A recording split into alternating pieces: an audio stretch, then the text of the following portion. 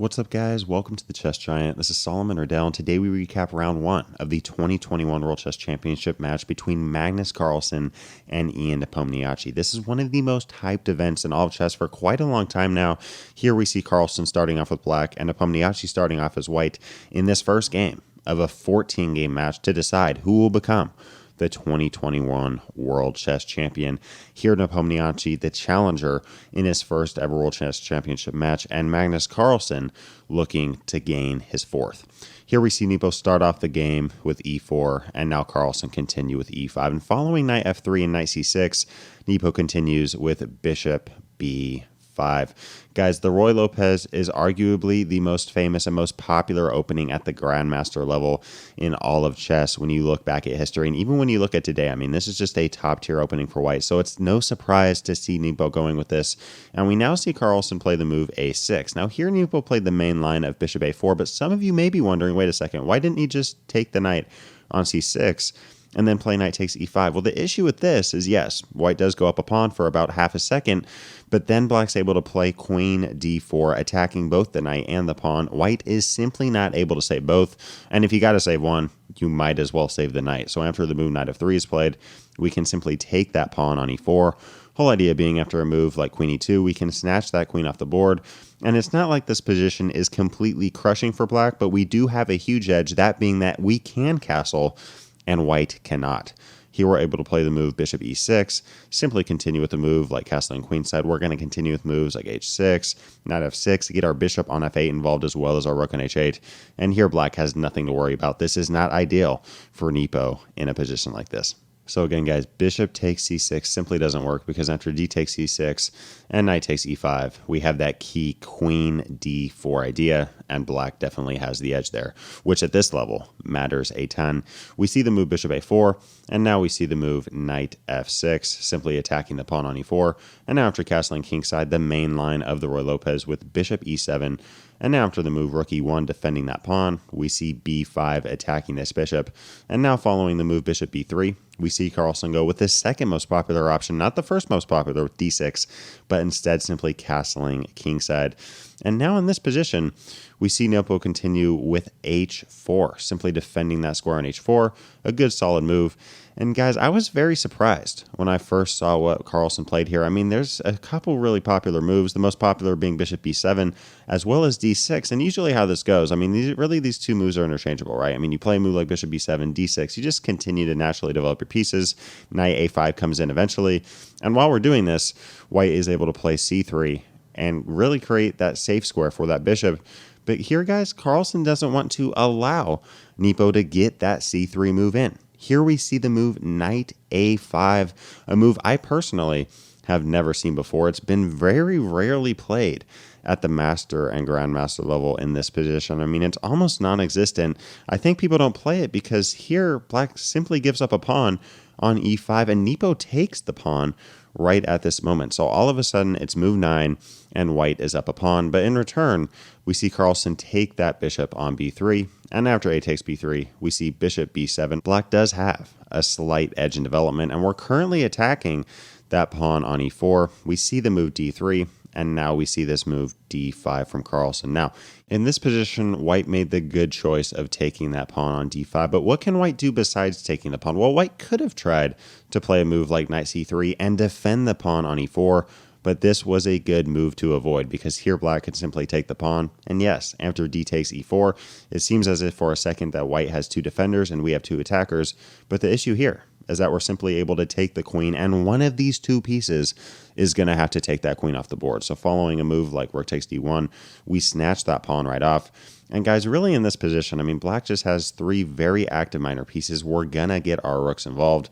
And I think that Carlsen would have been very happy in a position like this.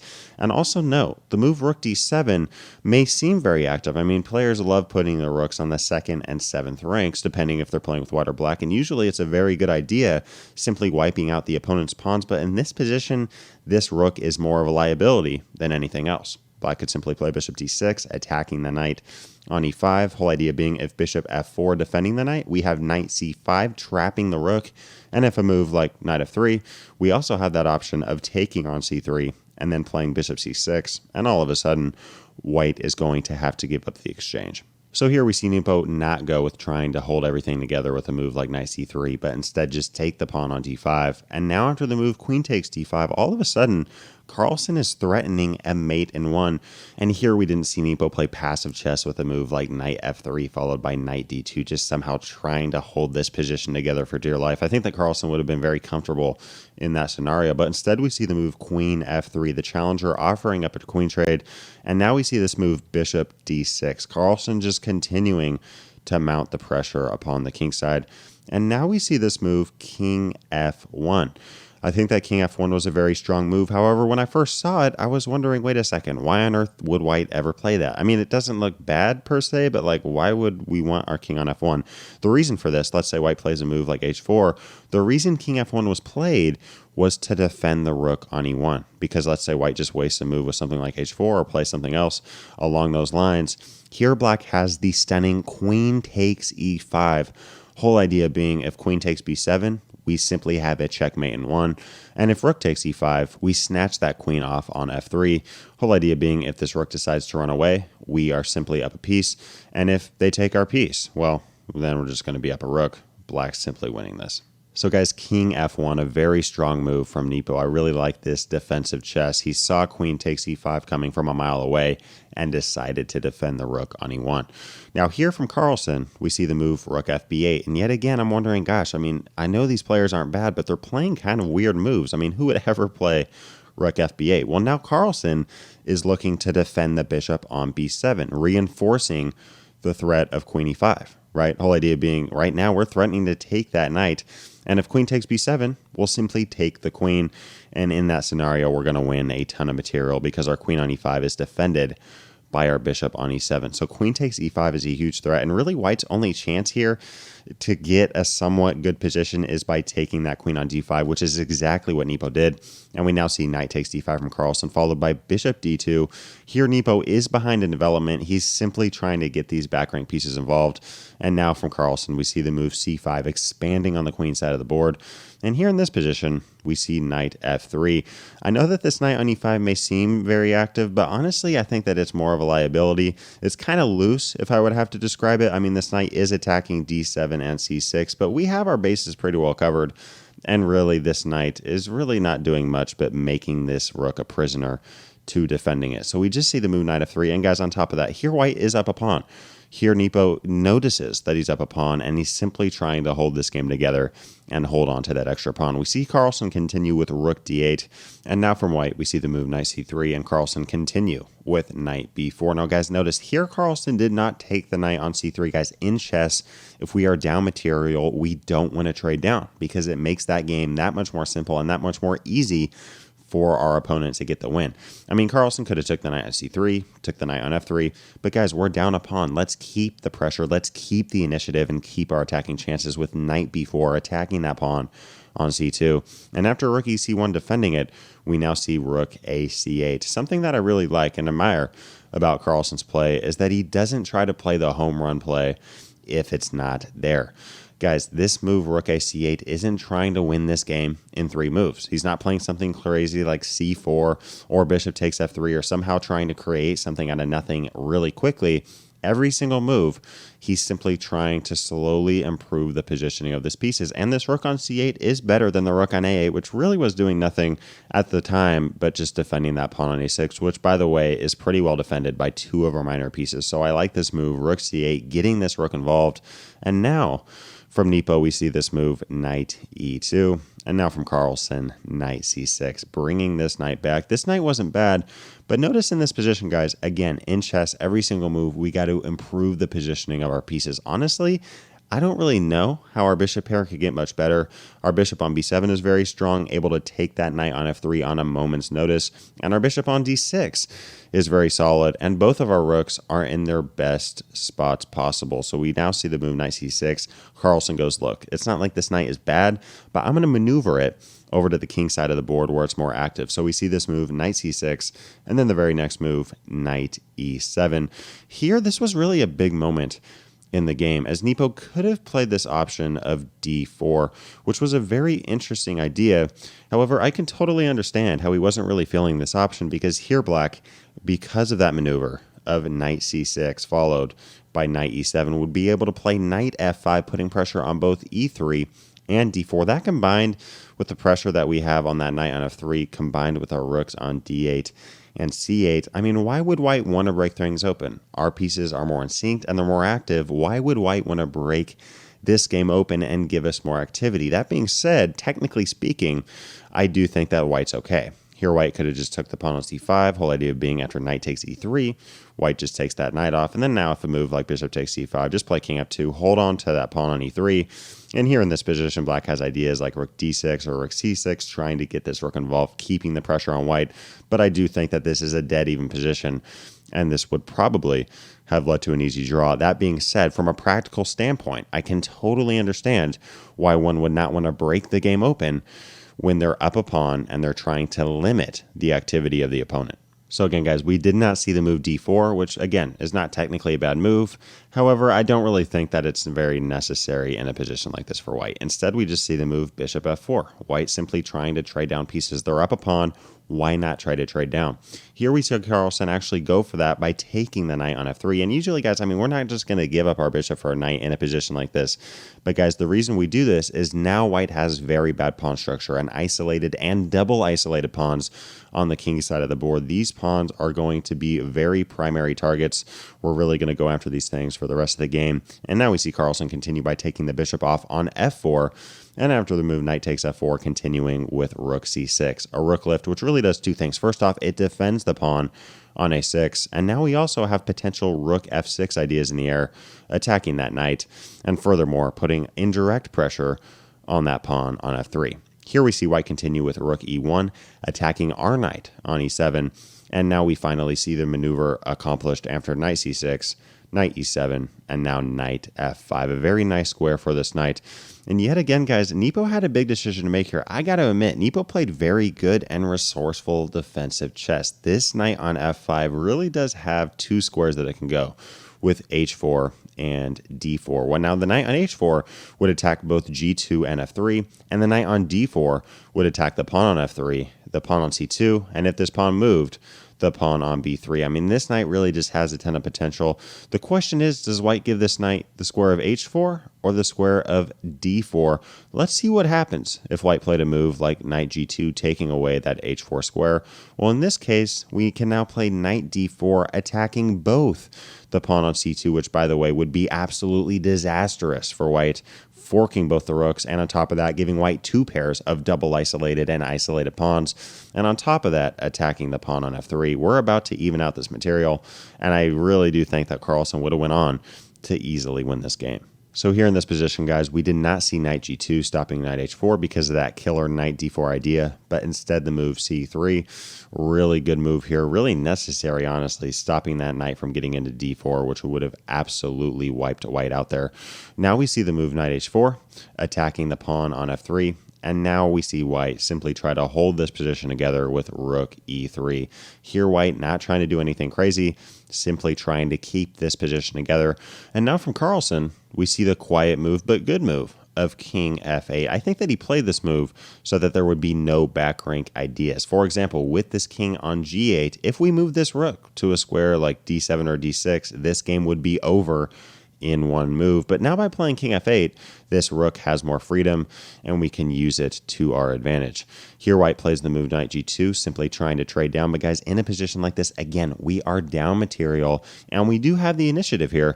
And on top of that, white does have a little bit of an awkward position, some weak pawns specifically on f3 and d3. Why would we trade down?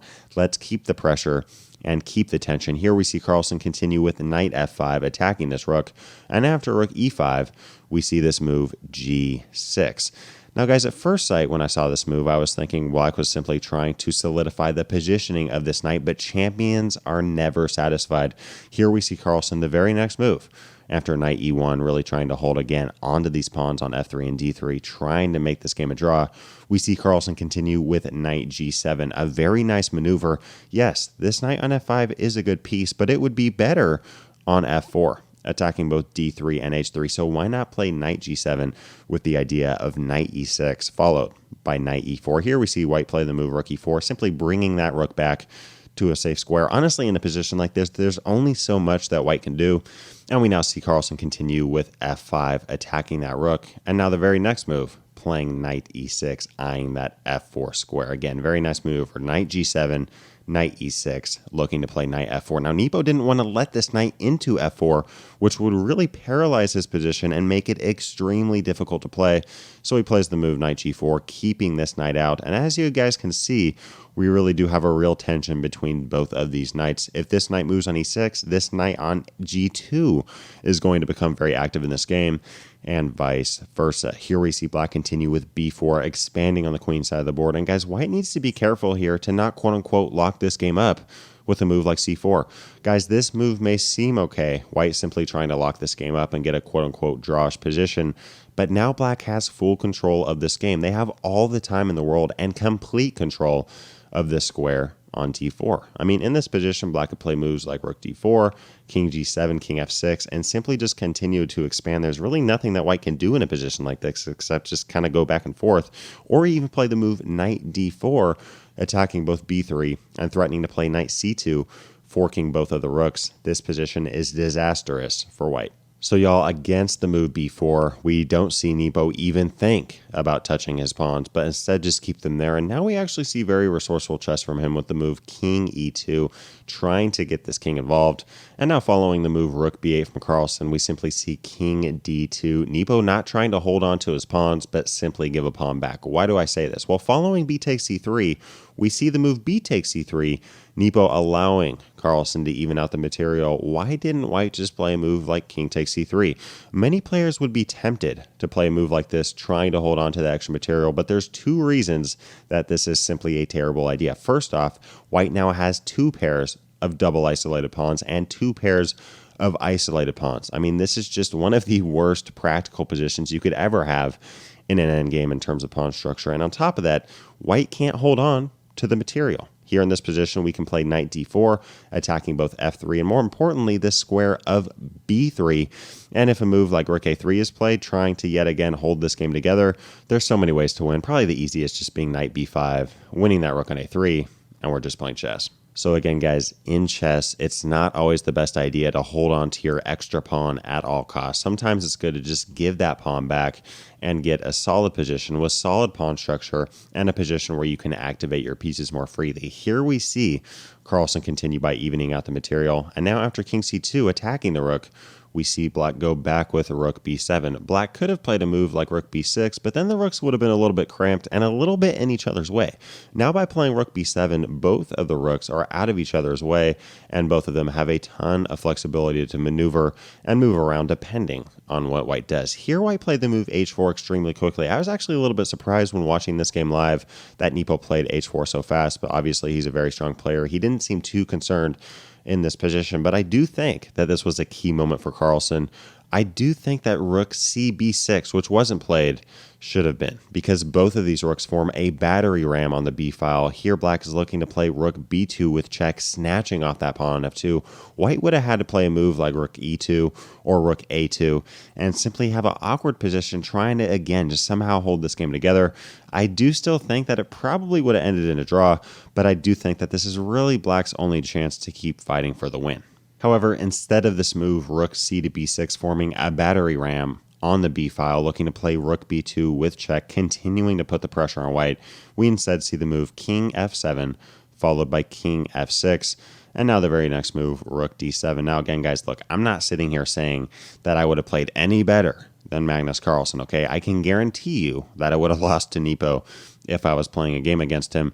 But I do think that after analyzing this game, these three moves were a little bit slow, but honestly, maybe Carlsen was thinking this. Maybe he was going, look, after rook b6, I'm not really going to find a win anyways. Why not just get this king to f6, play rook d7, and play for a draw at this point.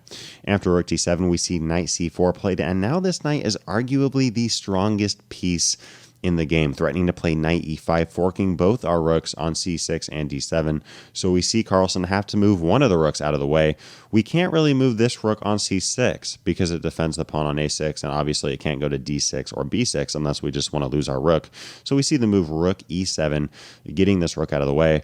And now after knight e5, we see Carlsen continue with rook d6. Here Nepo plays knight c4, rook c6, knight e5, rook d6. We go back and forth. And guys, for round one, we have officially reached a threefold repetition. Carlsen trying to push for the win, but Nepo playing very good and strong defensive and resourceful chess. Guys, let me know what you thought of this first game down in the comment section below. Let me know what you think is going to happen in round two tomorrow morning, as Magnus has the white pieces. I do think that this first game was a very good result, honestly, for both sides. I think that white should be happy. I mean, Nepo, this is his first match. Why not just get a draw and kind of get settled?